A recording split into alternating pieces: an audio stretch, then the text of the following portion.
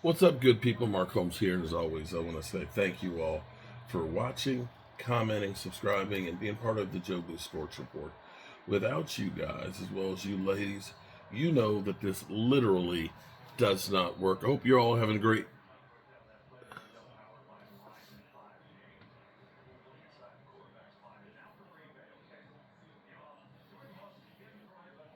was going to say having a great day, but we just got mollywopped by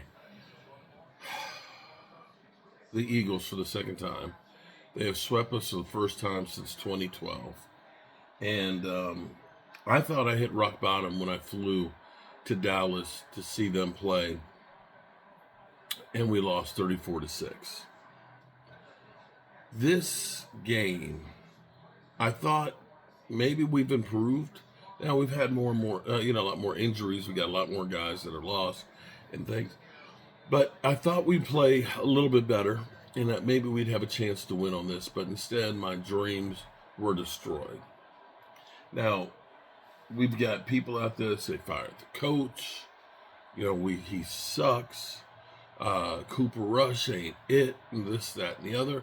And I want you to understand that Mike McCarthy and Cooper Rush and, Mingo Dingo or Dak Prescott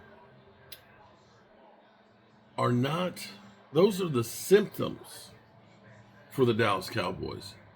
They're not the root of the cause. See, it's like when you get a cold and you get cold medicine. The cold medicine, it helps your stuffy head. It helps you with a sore throat. It helps you with the cough. But it doesn't cure the problem that you have. It doesn't actually get rid of the cold. It treats the symptoms. If you fire Mike McCarthy, that's just treating a symptom. It's not to the root cause. And if you watch like Dr. Pimple Popper, which it's kind of like, it's addictive. You don't really want to watch because you're like, oh, I don't want that. But what you have to understand is when they got that abscess or that cyst and things, and they go in there and they cut across there and they squeeze, you see all the goo squeezing out. This is like going on for days and days and days and stuff like that. But the thing is, if you don't get the root of that cyst out, the thing that caused all of that pus and that goo, then it's going to come back over and over and over. So they got to dig in and they got to get the root of that cause.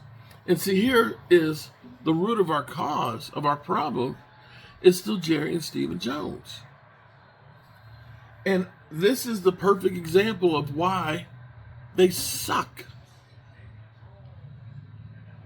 I get it. When we were still having chances of making the playoffs, your whole thing was Cooper Rush gives us the best chance to win. Okay, I get that. I hear you. You know exactly what you get with Cooper Rush, right? Okay, so here's the thing. Here's where it gets crazy. We're getting beat 41-7. You got Trey Lance. Trey Lance, whom you are paying $5.3 million. I want you to listen to this here for a second. Where does that sit on our salary? Now, we have a lot of money that is literally on IR, okay? So all the big name players, the D-Laws, the Diggs, the Dak Prescott, all those guys are out of here. So the cap hit numbers of the guys that we have left. Brandon Cooks has our highest cap number, $10 million. Donovan Wilson, second highest at 7.3. Terrence Steele, 6.5. Micah Parsons, 5.4. Our fifth highest cap hit that's on the roster right now is 5.3, which is Trey Lance. Malik Hooker, 3.9. Our punter, Brian Anger, 3.8. Tyler Smith, 3.6. Osen Digazua, 3.3. Mozzie Smith, $3 million. Eric Kendricks, 2.9. And then Cooper Rush at only 2.8. So let's be clear here. You have Trey Lance making twice the money of Cooper Rush. And you gave up a fourth round draft pick for Trey Lance. Let's go here a little bit further. So the 49ers who were hoping to trade Trey Lance, got blown away by the Dallas Cowboys offer. They didn't really want to trade with the Cowboys, but nobody else was offering more than a 6. The Cowboys gave a 4th round. With that 4th round, they took Malik Mustafa, a safety. Here's what's crazy. Malik is actually playing on the roster. Malik has played in 14 games, started 10, right? Has 67 combined tackles, 27 solos, 2 tackles for a loss, and an interception. That's a guy who could have been on your team. That's a guy who, or one of the running backs. Instead, you got Trey Lance. Okay, I get you. You got Trey Lance. I don't think most people understand that Trey Lance, much like your whole coaching staff, is a free agent at the end of the season.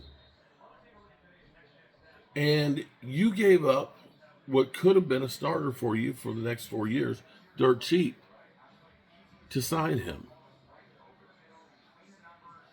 And you refuse to play him, even when your playoff chances are done. Even when Cooper Rush is turning the ball over left and right. You can't make mistakes in the NFL. You can't make this many mistakes in the NFL. And the Cowboys continue to make these mistakes. They paid Michael Gallup. Michael Gallup, who had a promising career. He was over 1,000 yards his second year. The next year was 800. The next year was like 480. His production was going downhill, and you decided we're going to go ahead and sign him to a $52 million contract, and we're going to let go of Amari Cooper for only a 5th-round pick.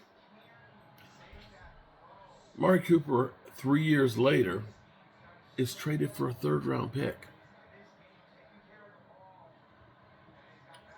Had the Cowboys traded him for a 3rd-round pick, that could have been another starter on your team. Had the Cowboys used that pick, it's possibly you've got a role player or a special teamer or maybe even a starter with that pick. And without trading that pick, with that $5.3 million, that would have been the difference of paying Zeke, and that money could have been Derrick Henry. So how is it that the Cowboys literally gave up a 4th-round pick and then refused to play a guy even in garbage time where you're down 41-7? The Cowboys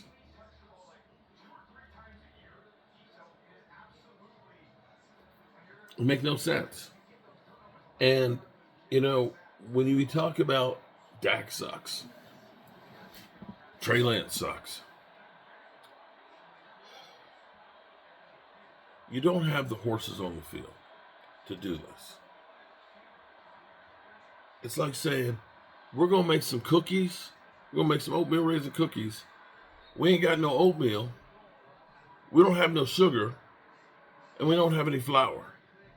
But we do have some baking powder, some salt, some raisins, and some vanilla. We're going to do more making these cookies with less. Good luck with that. That's the root of the problem. All righty, good people. I appreciate y'all. Peace.